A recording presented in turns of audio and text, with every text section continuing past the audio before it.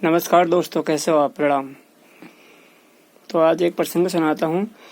किस्मत में जो होता है वो दूर जाकर भी वापस आ जाता है, और जो नहीं होता है वो वापस पास में रहकर भी दूर चला जाता है। तो एक राजा होता है दोस्तों, एक बहुत विख्यात मंदिर होता है, वहाँ रोज दर्शन करने आते हैं। तो जब दर्शन करके बाहर को राजा आते हैं तो दोनों साइड सीढ़ियों में इधर भी भिखारी इधर भी भिखारी, दोनों साइड। तो इधर से आवाज आती है लेफ्ट साइड से कि हे भगवान, तूने राजा को बहुत दे दिया है, थोड़ा मुझे भी दे दे।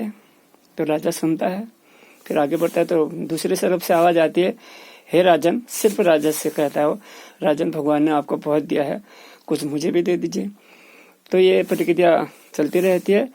एक दिन राजा को घर जाके ख्याल आता है, कहता है यार, एक भिखारी कहता है भगवान से, कहता है कि तूने राजा को बहुत दे दिया, कुछ मुझे भी दे दे। और दूसरी तरफ दूसरा भिखारी कहता है कि हे राजन, भगवान ने आपको बहुत कुछ दिया है तो कुछ मुझे भी दे दे, वो तो पर्सनली मुझसे मांग रहा है। तो अपने मंत्री को बुलाता है, कहता है बताइए क्या करें। वो कहता है साहब, आप खुद ही सोच के विचार कीजिए। तो राजा कहता है ऐसा करो, कल मुझे तो समझ नहीं है मंदिर जाने का, आप जाइएगा और खीर बना के ले जाइए स्वादिष्ट। जो इधर वाला है जो कहता है राजन, आप मुझे अपने हिस्से में से दीजिए, तो उसे खीर दीजिएगा। और ऐसा ध्यान रखना कि ऊपर ऊपर खीर हो और नीचे वाले उसमें सोने के सिक्के 15, 20, 40 जितने सिक्के आ सकते टिफिन में बड़ा, तो ऐसे लेके जाइएगा। तो उन्होंने कहा जी ठीक है। तो फिर पूजा पाठ करके जब सेनापति आते हैं बाहर को, तो वो कहते हैं कि भाई राजा को तो समझ नहीं है, आज राजा कहीं बिजी हैं। तो जो राजा से मांगता है उससे कहता है, राजा ने आपके लिए खीर भेजिए, आप आज रॉयल टच दीजिए, राजसी भोजन का आनंद लीजिए। भिखारी गदगद हो जाता है मन से, कहता है वो मजा आ गया।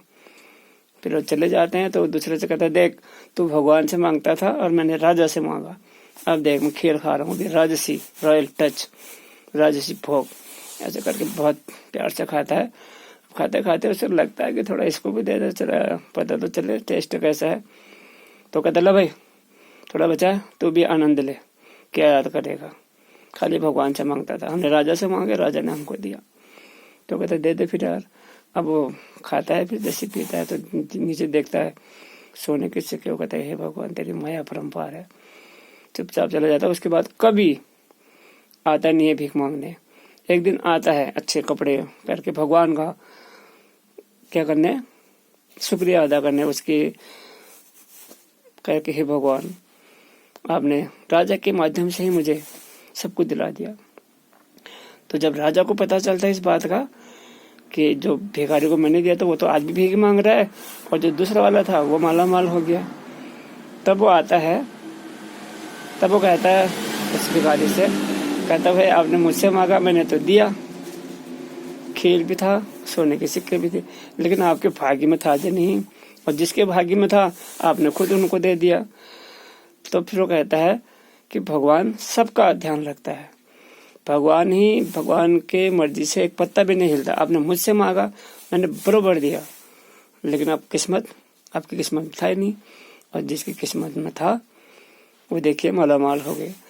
तो भगवान की मर्जी के बिना कुछ नहीं होता, इसलिए सिर्फ भगवान से मांगे। आदमी की विसात क्या है, देना लेना सब ऊपर वाले की किस्मत है। ऊपर वाला नसीब लिख देता है, भाई तेरा फलाने के माध्यम से तेरा बेड़ा पार होगा या फिर तेरा बेड़ा गर्क होगा। तो दोनों जगह भगवान की अस्तित्व बना है, इसलिए भगवान बोलता नहीं है। अगर बोल दिया होता किसी से तो शायद आज उनकी वैल्यू नहीं होती, इसलिए शांत रहते हैं।